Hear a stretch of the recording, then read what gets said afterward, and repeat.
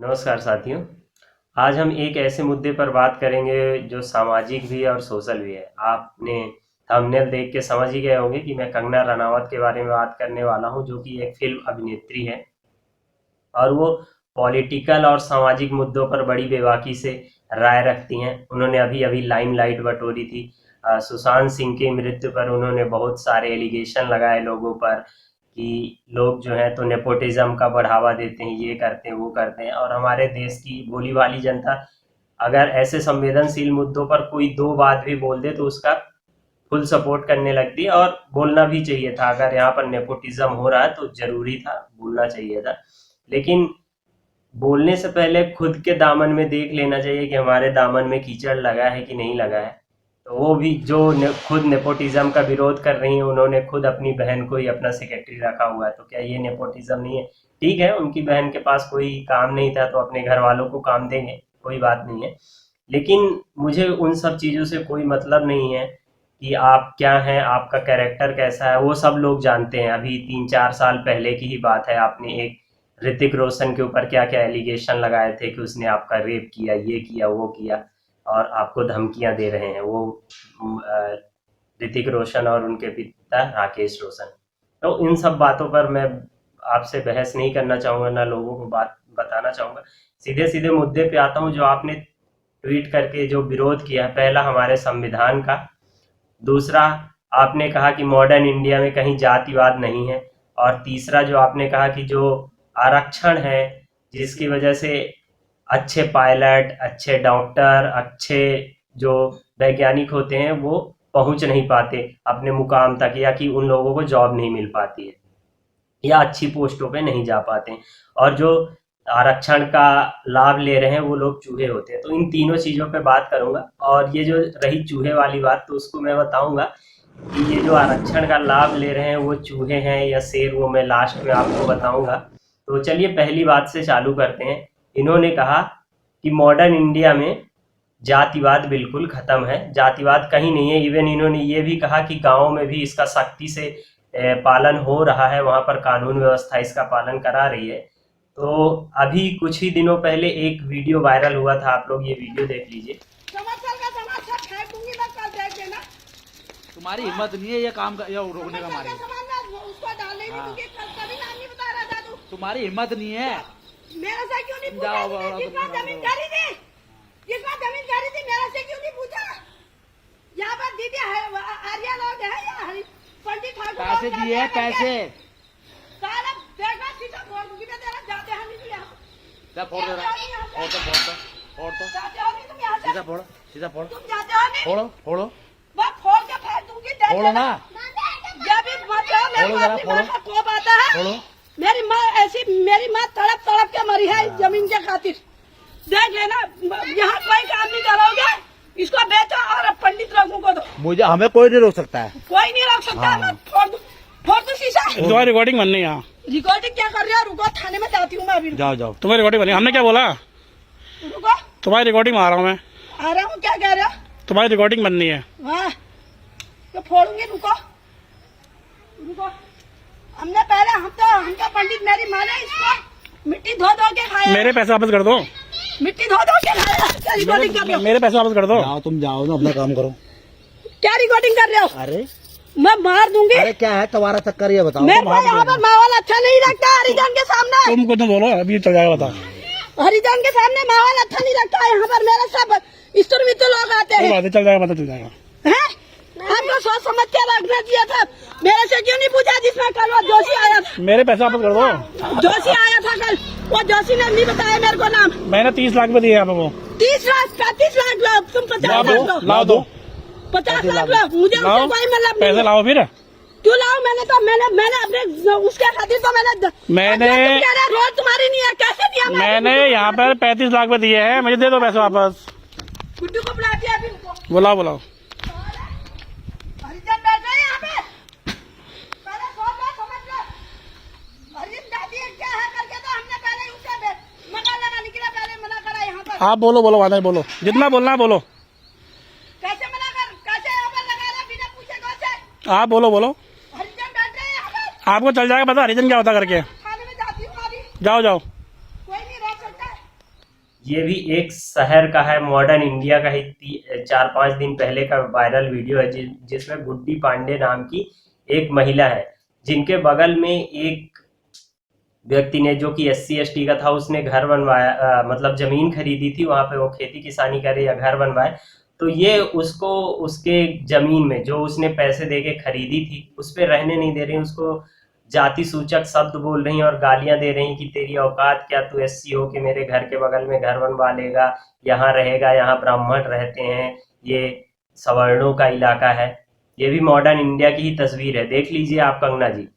इसके बाद दूसरी मैं आपको ले चलता हूँ यूपी पे अभी आपने देखा कि एक सत्यमेव जयते करके प्रधान थे, प्रधान मतलब सरपंच जो होते हैं, तो उनका खाली इस वजह से कत्ल कर दिया गया वहां के सरहंगों द्वारा, वहां के सवर्ण समाज द्वारा, कि उन्होंने उनको बैठने के लिए कुर्सी नहीं दी थी और वो कुछ काम करवाना चाहते थे इल्लीगल, तो उन्होंने वो काम करने से मना कर दिया था, तो उसको ये कह के मार दिया गया कि तू साले छोटी जाति का है, तेरी क्या औकात है, तू हमारे काम को मना करेगा। और मर्डर करने के बाद उसके घर जाते हैं वो सरहंग और ये बोलते हैं, जाति सूचक गालियां देते हैं और माँ बहन की गालियां उसके घर के लोगों को देते हैं और बोलते हैं कि वो फलाना सत्यमेव जयते मरा पड़ा है, जाके उसको उठा ला। अभी इतने से आपका मन नहीं भरा होगा तो और बहुत सारी ऐसी यहाँ पर न्यूज आप चल रही होगी, बहुत सारी फोटो आएंगी, आप देख लीजिएगा। ऐसे पता नहीं कितने हैं। अभी एक महिला जो कि निचली कास्ट की महिला है, उन मृत्यु होने के बाद भी उनकी लाश को शमशान घाट से उतरवा दिया गया। राजपूतों, तुम्हारे ही समाज के हैं जो राजपूत बड़ा बताती हो ना कि मैं राजपूत, मैं ये मैं वो, रानी लक्ष्मीबाई। अरे रानी लक्ष्मीबाई को जानती है कौन थी? और रानी लक्ष्मीबाई के साथ लड़ने वाली कौन थी? झलकारी बाई, जो कि एक आदिवासी वीरांगना थी, आदिवासी गौड़ रानी थी, जिसने अपना बलिदान देके रानी लक्ष्मीबाई को बोला कि आप यहाँ से चली जाइए, मैं आपके जगह यहाँ पे लड़ती हूँ, अगर आप यहाँ रहेंगी तो मारी जाएंगे। ऐसे लोग हैं हमारे SC ST OBC के लोग, जो अपनी जान पर खेल के तुम्हारी जान बचाते हैं और तुम यहाँ आके धनिया बोलती हो। तो ये रही जात की बातें। और ऐसे बहुत सारे ऐसे अनगिनत किस्से हैं। आप यूपी, बिहार, मध्य प्रदेश में ले लीजिए, आपको न्यूज़पेपर उठा के बस पढ़ना है, आप पढ़ेंगे, आपको डेली 4-6 न्यूज़ ऐसी न्यूज़पेपर में मिल जाएंगी। और न्यूज़पेपर में अगर नहीं मिलती तो आप सोशल मीडिया उठाकर देख लीजिए, वहाँ पर डेली ऐसे बलात्कार, ऐसे मर्डर, ऐसे हत्या के केस आपको मिल जाएंगे जो सवर्ण समाज द्वारा छोटी जातियों के किए जा रहे हैं। तो ये आपके पहले सवाल का जवाब कि मॉडर्न इंडिया में कहीं भी जातिवाद नहीं है। दूसरा कि आपने कहा कि आरक्षण की वजह से जो प्रतिभाएं हैं वो सामने नहीं आ रही हैं। हंसी आती है आप पे। आपने कोई वो व्हाट्सअप यूनिवर्सिटी ज्वाइन कर ली क्या? व्हाट्सअप में भेजे हुए आपने फॉरवर्ड मैसेज पढ़ लिए क्या कि वो जो आता है कि एक SC ST 10 नंबर पाके उसको नौकरी लग गई और सवर्ण 100 नंबर पाके भी उसको नौकरी नहीं लगी। अरे वो जमाने गए दीदी। अभी लेटेस्ट न्यूज देखो, UPSC का रिजल्ट आया है, सवर्णों को OBC से कम नंबर लाने पड़े हैं और वहां पे भी उनका सिलेक्शन हो गया, और OBC को उससे ज्यादा नंबर लाने पड़े तब भी उनका सिलेक्शन नहीं हुआ। SC ST बंदों के, SC के बंदों से थोड़े बहुत ही जनरल को ज्यादा नंबर लाने पड़े हैं। 10% की भीख आपको भी मिल गई ना। आप भीख बोलते हो कि जो ये इनको जो आरक्षण मिल रहा है वो भीख है, तो 10% की भीख तो आपको भी मिल गई और उसी भीख का आपको फायदा भी मिल रहा है। और बाकी जन्मजात तो आरक्षण लेके आप मंदिरों में बैठे हो, पूजा पाठ करा रहे हो, वो उस आरक्षण पे शर्म नहीं आती आप लोगों को? ये तो ठीक ही बात थी। आप आंकड़े निकाल के देख लीजिए, जितने भर हाई क्लास 1 नंबर की पोस्टें हैं, जो ऑफिशियल रैंक की पोस्टें हैं, तो आप जरा उस पर तहकीकात कर लीजिए कि कितने SC ST कितने OBC के हैं। सुप्रीम कोर्ट की बात ले लीजिए, सुप्रीम कोर्ट में जो जज है उसमें केवल SC का 1 जज है, OBC का 1 है और ST का 1 भी जज नहीं है। 31 जज होते हैं, जिनमें से सारे के सारे या तो ब्राह्मण या ठाकुर हैं, 2 अपने अदर कास्ट के, ठीक है, अदर शेड्यूल के। आपकी बात का उदाहरण दे दूं कि जो देश में आज बड़े बड़े सरकारी हॉस्पिटल है ना, तो वहाँ पे SC ST और OBC के बंदे इसलिए काम कर रहे हैं क्योंकि जो बड़ी समाज के अपने बड़े श्रेष्ठ बोलते हैं, वो तो अपनी दुकान खोल के अपना हॉस्पिटल डाल के बैठ जाते हैं लोगों को चूना लगाने के लिए, लोगों की किडनियां बेचने के लिए। शर्मा जी को आपने देखा होगा किडनी बेचते हुए, 157 लोगों की मौत कर दी उन्होंने किडनी बेचने के चक्कर में। कोरोना का इलाज लोग कराने जाते थे और वो मौत के घाट उतार के उनकी किडनी बेच लेते थे। तो ऐसे होते हैं मेरिटधारी, जरा बच के रहना कि अभी आपको भी कैंसर वैंसर हुआ तो कहीं आपकी किडनियां ना बेच ले। तीसरी बात की जो आपने बोला है कि संविधान में जो इनको आरक्षण मिला है ये लोग चूहे होते हैं, तो मैं आपसे कहना चाहूँगा कि कभी संविधान में जिनको आरक्षण मिला है उनसे आमने सामने कर लीजिएगा। आपको हमारे सूरज बौद्ध भाई बुला रहे हैं, चंद्रशेखर आज़ाद भाई बुला रहे हैं, कभी उनसे बात कर लीजिएगा सामने। आपको अपने झूठे शेरों की और इन चूहों की दोनों की औकात पता चल जाएगी कि चूहा भारी होता है या शेर। चंद्रशेखर आज़ाद को आपने देखा होगा, पूरा आरक्षण की ही देन है। और सबसे बड़ी बात हमारे बाबा साहब की, देखिए अभी जो आरक्षण दे के गए उसके चलते आप लोग अभी तक भयभीत हैं, अभी तक उनकी मूर्तियां तोड़ रहे हैं। आप लोग बोलते हैं कि चूहे हैं, अरे चूहे नहीं हैं, बस हमें हमारे समाज में हमारे घर में ऐसी परवरिश दी गई है कि हम लोग दूसरों से मुंह नहीं लगना चाहते, दूसरों को गलत बोलना नहीं चाहते हैं। इसलिए आप क्या है कि जब इंसान सोचता है कि चलो जाने दो, रात गई बात गई, क्या इसके मुंह लगना।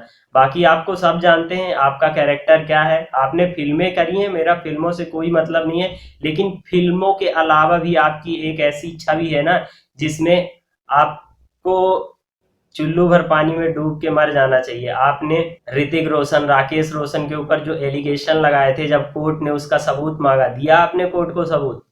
क्या सबूत था आपके पास? तो और आप जिनको अभी आप बोल रही हैं, आप लोग आपको वो मूवियां नहीं दे रहे हैं तो आप बोल रहे हो नेपोटिज्म कर रहे हैं। वो शुरू में आके तो खूब आपने किसिंग सीन किए हैं महेश भट्ट के साथ, वो क्या थे?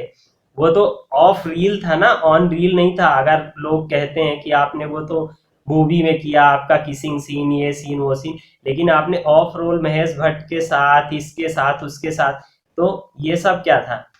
अपने लोगों से कहना चाहूंगा कि इन जैसी औरतों के बातों पे ना आए, क्योंकि इनको अभी मूवियां मिल नहीं रही। और आपने देखा है कि जो आजकल हमारे चौकीदार जी की सेवा करता है उसको बहुत सारा ऑफर मिल जाता है, जैसे हमारे अक्षय कुमार जी हैं। ठीक है, वो देश के हित के लिए भी कर रहे हैं, मैं नहीं कहूँगा, लेकिन इंटरव्यू कर लेते हैं कि आप आम चूस के खाते हैं या काट के खाते हैं।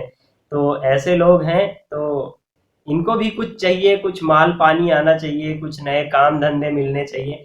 और हो सकता है किसी जैसे न्यूज के एंकरों को कोई ये विभाग दे दिया, कोई वो विभाग दे दिया, कोई ये प्रवक्ता बना दिया, कोई, तो इनको भी कोई डिपार्टमेंट मिल जाएगा। क्योंकि आजकल आप देख रहे हैं कि कुछ ज़्यादा, जब से इनको पद्म श्री मिला है तो कुछ ज़्यादा ही ये मोदी जी की फेवर में है, उनकी आवभगत करने पे हैं। तो इसलिए कह रहा हूँ कि आप लोग इतना परेशान मत होइए। ऐसे लोग, ऐसे गीदड़ जो हैं तो वो हू करते रहते हैं। आप चूहे नहीं हो, बहुजन समाज के साथियों, बहुजन समाज के दोस्तों, आप शेर हो और शेर हमेशा दहाड़ता रहा है और दहाड़ता रहेगा। चलिए इसी बात के साथ मैं अपनी बातों को विराम देता हूं। अगर आपको चैनल पसंद आए, मेरी बातें पसंद आए, तो चैनल को सब्सक्राइब कीजिए, वीडियो को लाइक कीजिए और इस वीडियो को जितना ज़्यादा हो सके शेयर कीजिए, ताकि लोगों को पता चले कि बहुजन समाज के लोग कोई चूहा नहीं है, बहुजन समाज के लोग शेर हैं, शेर। जय भीम, नमो बुद्धाय, जय भारत।